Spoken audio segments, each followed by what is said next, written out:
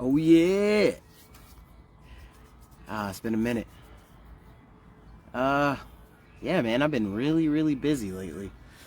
I'm sorry, I kind of look, well, I think I always look like a bum, but today, exceptionally more bummier than usual. Um, yeah, man, I had a lot going on. Been wanting to make a video, but like, every time I get ready to go do it, I'm just like, nah. It's a lot of emotional stuff. My son's here, so we've been getting able to fish and stuff, which is kind of dope. Bringing the boat out and whatnot. So that's been pretty cool. I mean, sucks. I've been at work most of the time, but we got some quality fishing. It's been tough fishing, but nonetheless, we got out there, got some new gear, and actually what I was doing right now was kind of putting some of the stuff away. I got some new stuff from one of the folks at Toad Thumper. They don't just make frogs. I'm not really good with topwater, so I'm hoping, when I get home, my brother Kenny and my dad can show me some better techniques so that maybe I can build some confidence in topwater. They got, everybody knows how I am with plastics. They got very interesting plastics. Like this one's a crawgill. I'm not really sure. It's supposed to imitate like a bluegill craw, something like that, but I'm real interested to check it out. And then they got this bad craw. Main reason I got this is because of the color. There's I forgot, Reaction Innovations. They make smaller beaver, sweet beaver, all that other stuff. They have a color kind of like this. Interested to try it out. But yeah, today I'm gonna go over like gear ratio in a reel. But before that, I, again went missing, which I kind of prefer it that way. But had a really good colleague pass away, super young. We went to boot camp together, although back then we didn't know it. I was 240, he was 243. We ended up in beautiful Lemoore. A lot of people are like, oh, fuck Lemoore. I like it there, man. It's not that bad. But we got there and we never left. We ended up going to the schoolhouse together. And then we were Warhawks together. And meeting them at the schoolhouse, at Strike Fighter Weapons School. It was super prestigious to go there back in the day. I mean, it's still prestigious to go there, but you would apply, you'd have to get interviewed, and only, Jesus Christ, there's a whole bee on my head. You have to get interviewed, and then hopefully you get selected. And we went there at second classes. Coolest thing about that was, like me, him, Chris Birch, Chris Vansel. It was like one of the first times, like, you would have these like scholarly arguments over ordnance, you know what I mean? This step, that step, intricate information over our craft, you know what I'm saying? What we were getting good at, at second classes. It kind of reminds me of like, if you ever see like snobby guys with their legs crossed with cigars, I'm like, it's kind of how it felt. But it was one of the first times I kind of realized that, I had a certain tact for what we were doing, a certain interest, and it was cool. But to have those guys for the challenging arguments, stuff like that, and namely the homie that passed away, was pretty cool. I didn't go to any of the services, and a lot of people were like, oh, why not? The crowd, and I was still kind of coming to grips with it. And I had like a dream, nightmare, or whatever, where I actually had to call a friend. Usually I'm the one that everybody calls. I had to call Taja. It was like 3 or 4 in the morning, I think. And I was just confused. I probably sounded like she probably couldn't understand what I was saying. But the wildest thing is what she said to me. Like, oh, I think that was just his way of saying goodbye. But still kind of bent out of shape about it. And this was a couple days after he passed, and convinced myself that everything's cool, I keep it moving, and then something like that happens. Kind of makes me kind of spiritually reevaluate some of my theories and thought processes, because it was a wild experience, subconsciously. But moral of the story is take care of yourself, because nobody else is going to do it. Especially my military folks. If you gotta go to medical, man. Fuck the bullshit. Fuck what they're talking about. Everybody's gonna talk shit until something happens, and then it's, oh man, that sucks, and then life goes on. But for some of us, yeah, life goes on. But there's a whole lot of ground missing out of the path you're supposed to be walking, and it kind of sucks. But other than that, hasn't been good, hasn't been bad. Fishing's been garbage lately. Fish are kind of going all over the place. And I've just been fishing Kauai. It's convenient. It's a good place. I know the water, so I don't bottom out or anything like that in a boat. And it's a good opportunity for me to kind of like figure out how to read like some of my maps and maybe try to develop a pattern, see where the current's going, vice where the wind is going. If that point is actually a point, or if it's like a point leading into a flat. Like, I'm still learning all of this stuff, and which way I should face the boat, and what techniques I employ, and if I have success, why. So I started writing everything down. But anyways, real quickly, I'm gonna go over gear ratio. This is something that a lot of people don't pay attention to. At first, I didn't, because it's like, if it spins and it takes line, then I'm gonna put it on there, and there's all kinds of information on the reel. But once you get to kind of an intermediate level, it does start to matter. Again, you don't have to go around and be like, oh, well, this is a 8.4 to whatever the hell ratio. This is not good for what I'm, whatever, man. If you see something, and you want to grab it and it's good, that's fine. But mainly what I'm going to go over is what gear ratio means, and some ideas of like techniques and stuff that I use. So this, I don't know if you can see it. This is my Kistler Series 2, and this is a Kistler graphite. I do have a sponsor with these guys, but their rods, they're American-made rods out of Texas. Really, really good rods. This is their lower end, coming at about $150, I think, for the rod. And then the Series 2, I think, is like $100 for the reel. Again, you don't have to spend all that kind of money to go fishing. There's quality rods at budget prices all the time. But this one, really, really nice reel. Kind of a no frills, straight to the point, real sleek.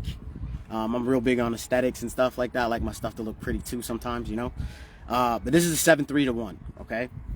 So what they mean by 7.3 to 1 is for every one turn of your handle, you're gonna have 7.3 rotations of the spool, okay?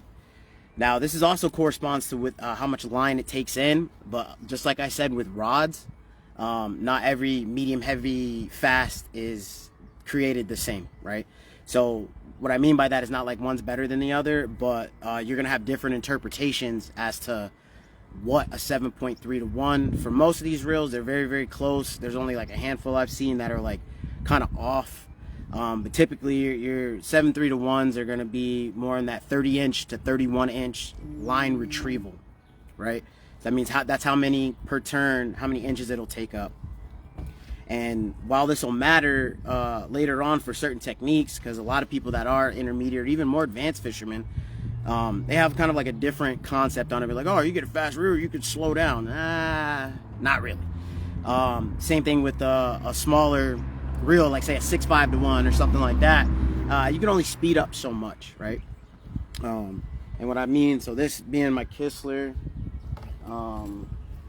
again, I got a sponsorship plug with these guys, Ardent.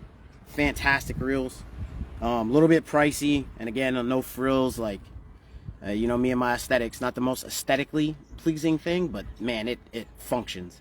And this is also a 7.3 to 1, super smooth, carbon fiber handle, same thing. Now this retrieval rate, even though this being a 7.3 to 1, is 31 inches, right? Where you have this one, and here's my aesthetics. This is my pretty stuff. This is by 1-3 Fishing. This right here is what's called the Modus SZ2, and as y'all can tell, I do like the little purple and the lavender. It's like, like to be fly out there, sometimes nobody sees it, but it makes me feel good, so fuck what you're talking about. But anyways, this one is very close. It's a 30.68 inch line up retrieval. So 3 different rods, 3 different retrieval rates, you know what I mean? But always remember that. So you're gonna have different series of reels, right? And right now the high-speed reels are kind of dominating the market. So you're gonna have like your 8s, and there's 9s, and I think even Casking has like a Speed Demon with like a 10 ratio or something like that. Super crazy. But anyways, your 7.3s, your 7.1-to-1s are kind of like becoming the middle ground, where back in the day you would have like your 5s, 5.2-to-1s, 6.3-to-1s, 6.5-to-1s. And again, that 6.5 is 6.5 turns of the spool with 1 rotation of the handle, okay? And then you'll have an inch retrieval, which usually those are like in the 26, 27, 28 inch retrieval type stuff.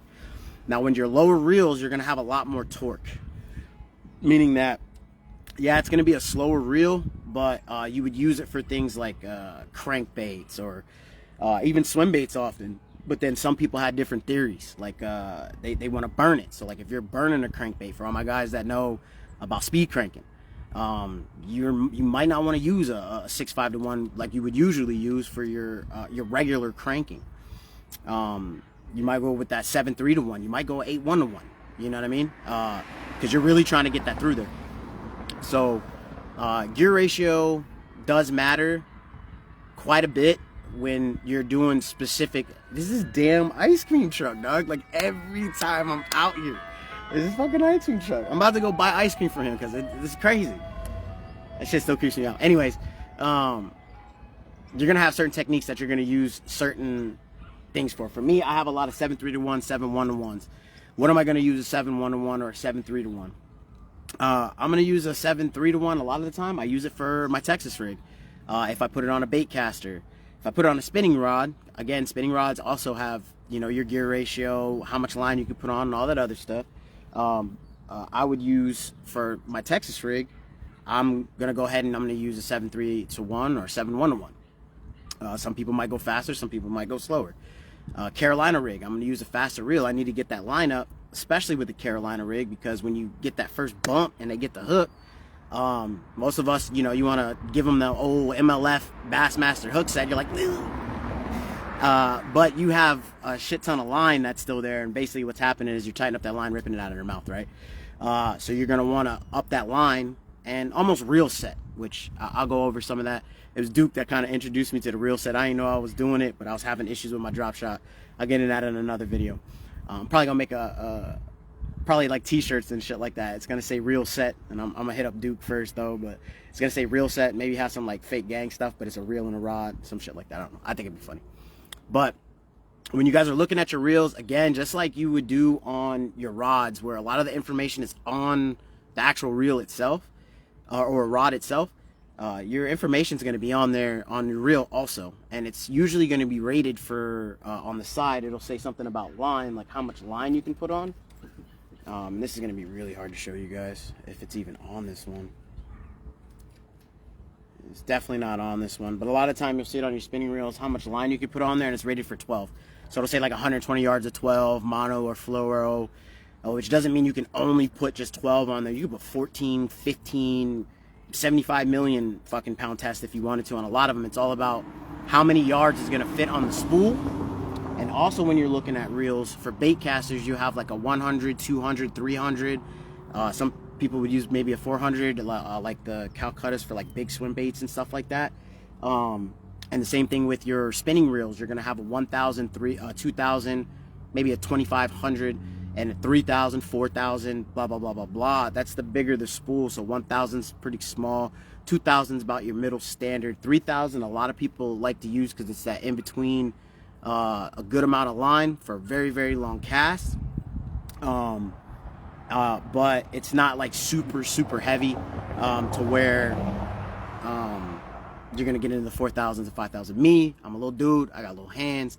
I really don't like going above a 2,500. And it's and I have to have it to be a wider spool. There's certain ones. 1.3 makes a really good thing. It's called I got it in the boat, man. It's probably one of my favorite spinning reels besides the Apex Seabolt Lightning. Great reel. So it's like, all right, I need the line, but I don't want the weight. And then eventually later on down the line, and I'm sure I'm gonna learn this even better, is balancing your rod and your reel. Which again I'll get into. Every reel has a weight. It's not on the box. It's not anywhere. You probably have to look it up. But you know, it becomes more of a technical aspect. It's just like a tool you would use for anything. Think of any trade or even sport that you competed in, a high level type stuff like that. Say for, I see Blake on there, Blake Washington. Like, okay, so I'll take Blake for instance, man. That's the Muay Thai coach over here at Tusk MMA here in Visalia, and it's not enough to just throw punches and kicks and whatnot. You got to understand where you got to step, the angle, how your body reacts to that angle.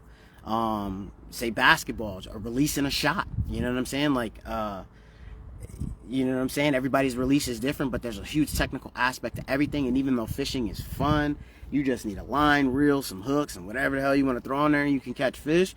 There's a certain point where it becomes very extremely technical, and that's what I enjoy about the sport, period, is the technicalities and the technology and the gear, the tools that I'm using, right? Which is what I enjoy. But just like always, I'm in this one, but make sure you guys taking care of yourself, man. Against all odds, especially my cats that are serving still, and especially cats from my era and before, man. It's not a normal thing. Learning how to take care of yourself isn't issued in a sea bag, so for some reason we kind of forget how to do it, or maybe we never knew how to do it in the first place, and then we end up with all kind of ailments that we shouldn't have, or that could be minimized if we actually took care of it, right? But other than that, man, if you ain't going fishing, temperature's starting to cool down. It's hot as hell. I don't recommend it. I've been out for the 114 day. I went out on the hottest days just to see how long I could last and how the fish were going to react. And 115, which is with the carpet and all that shit, is probably like 120. It's terrible. It's terrible. Don't fucking do it.